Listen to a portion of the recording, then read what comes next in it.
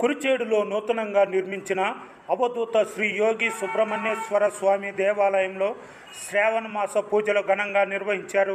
నూతన ఆలయం ముందు హోమగుండం ఏర్పాటు చేసి క్రతువులను నిర్వహించగా భక్తులు గ్రామస్తులు పాల్గొని హోమగుండం చుట్టూ ప్రదక్షిణలు చేసి గోత్రనామాలను స్మరించుకున్నారు. మహిళా భక్తులు ప్రత్యేకంగా యోగి తాతకు పొంగళ్ళు ఏర్పాటు చేశారు.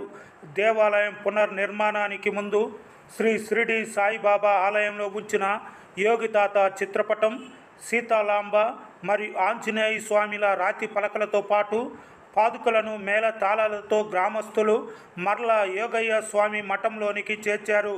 వచ్చిన భక్తులకు గ్రామస్తులు స్వామివారి ప్రసాదాలను కమిటీ వారు అందజేశారు.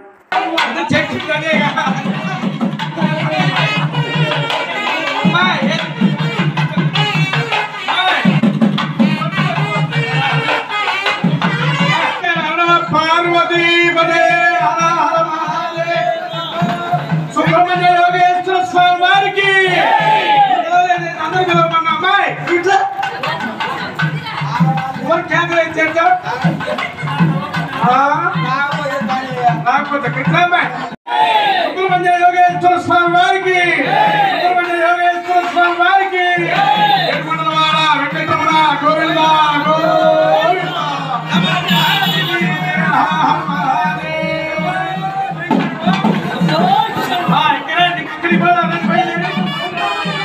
మస్తానమ్మ వారికి, మస్తానమ్మకు, మస్తానమ్మకు, పెద్దలకు పెద్దలకు పార్వతీ పదే మహాదేవ్.